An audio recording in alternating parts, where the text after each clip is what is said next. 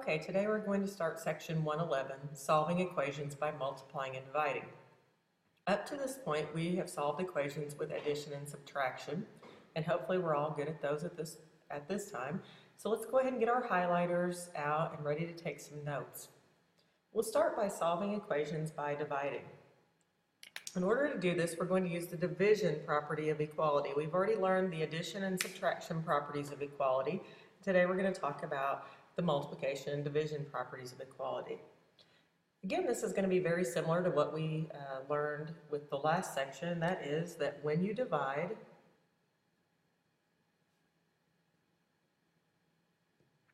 both sides of an equation,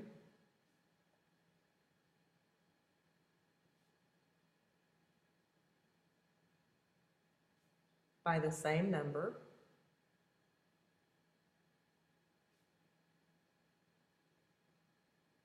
the two sides remain equal.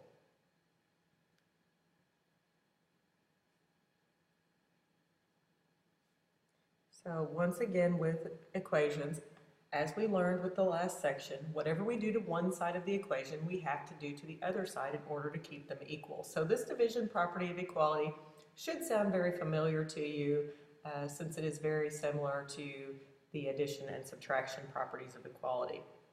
All right, let's first look at the inverse or opposite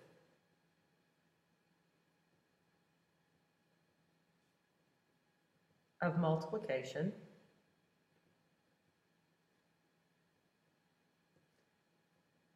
And that is division. So if we're going to undo multiplication, we're going to divide. So if we were to read this, a lot of times we say 4x equals 24, but it's actually 4 times x equals 24. So because it's multiplication, we're going to divide both sides by the number that we need to get rid of or to get out of the way in order to get x by itself. So we're going to divide by 4 both sides, and we get x equals 6. As with addition and subtraction, you can check your work by taking 4 times 6 equals 24. 24 equals 24, and that is correct. So we did get the correct answer. Number 2, we've got negative 42 equals negative 7 times t. For this one, we're going to take negative 42 equals negative 7 times t, and we need to get t by itself, so we're going to divide by negative 7 on both sides, and we get positive 6 equals t.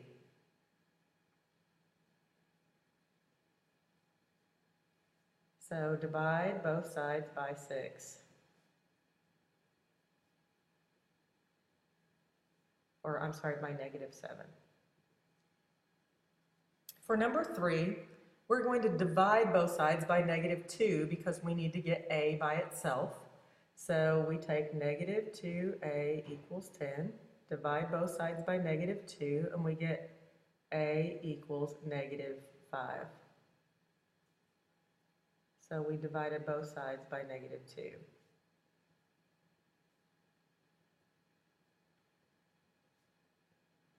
Remember that our goal with any solving equations is to isolate the variable. We want to get the variable alone.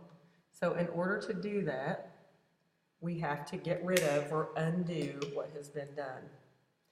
You have some practice problems underneath this. There are 4 practice problems.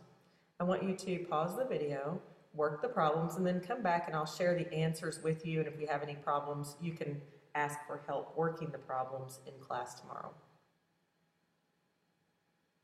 Okay, you should be back after working the problems. For number 1, you're going to get t equals 7. For number 2, you get y equals negative 8. For number 3, we get n equals negative 19. And for number 4, we get p equals 8. If you got those answers, that's great. If you didn't, go back and see if you can figure out what you did incorrectly and see if you can fix it. If not, we'll talk about it in class tomorrow. Let's go to the next page of your notes. On the next page, we're going to talk about solving equations by multiplying. So just as we learned earlier the division property of equality, we're going to learn the multiplication property of equality. And at this point, I bet you can probably write it without even listening to me. And what we're going to write is that when you multiply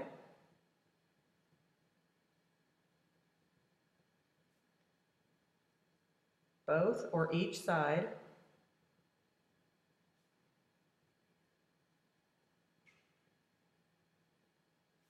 by the same number,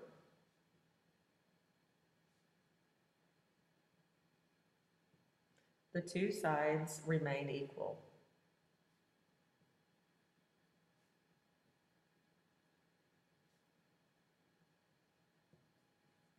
So let's look at the inverse or opposite then of division.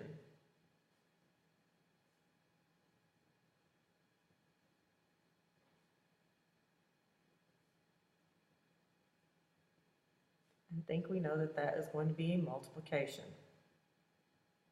So in order to undo the division, we have to multiply. So let's look at number one. Number one would be read, k divided by 3 equals 9. In order to undo that division, we're going to take our k divided by 3 equals 9. We need to get this k by itself. Because we need to get k by itself, we're going to multiply both sides by 3 because we're undoing the division. That causes these two to cancel, and then k equals 27 is the answer. So we multiply both sides by 3. We can also check our answer here. K divided by 3 equals 9. K is 27. 27 divided by 3 equals 9. 9 equals 9, so we know that we got it correct. Number 2, y divided by 5 equals 10. We want to get the y by itself, so we're going to multiply both sides by 5. These cancel.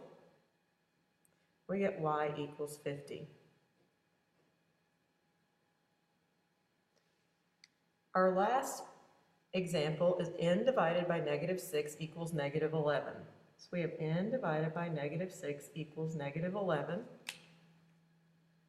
We want to get the n by itself. So we're going to multiply both sides by negative 6. That's what we need to undo or get rid of. These are going to cancel, and we end up with n equals positive 66, because when we multiply two negatives, we get a positive. Take a few minutes, pause the video, and work the practice problems at the bottom. Once you've worked those problems, come back and I'll give you the answer so you can check your work. Okay, you should have had time to check or to work your problems, and the answers are going to be, for number 1, we get b equals negative 33. For number 2, you are going to get m equals negative 135. Number 3, you get h equals 24. If you got those right, that's great. If not, go back and check your work, see if you can figure out what you did wrong. And if not, then we'll talk about those in class tomorrow. Let's look at the last page of your notes. On this page, we're going to use an equation to solve a problem. So in using the equation to solve the problem, we're going to read through the problem. It says a spiral toy that can bounce down a flight of stairs is made from 80 feet of wire. Write and solve an equation to find out how many of these toys can be made from a spool of wire that contains 4,000 feet. Well, what we're going to do is we'll take 80 times x equals 4,000. To solve it, we'll divide both sides by 80, and we get x equals 50. So we can make 50 toys. Take a minute and work the two practice problems at the bottom. Both of these are going to be easier than that word problem. We'll spend some time going through word problems together in the future. But take a look at these two. See if you can get the correct answer. Come back and I will give you the answer so you can check your work. Okay, you should have had time to check or to work your problems. Number 1 says the product of a number and 6 is negative 42. So you should have written 6x equals negative 42 and then solved it. And when solved, you would get x equals -7. The next one says the quotient of a number in -4 is 8, so x divided by -4 equals 8, and you should have gotten x equals -32. If you had problems with those, check with me tomorrow, and if you got them right, that's great. If not, go ahead and see if you could figure out what you did wrong, and then we'll discuss them in class tomorrow.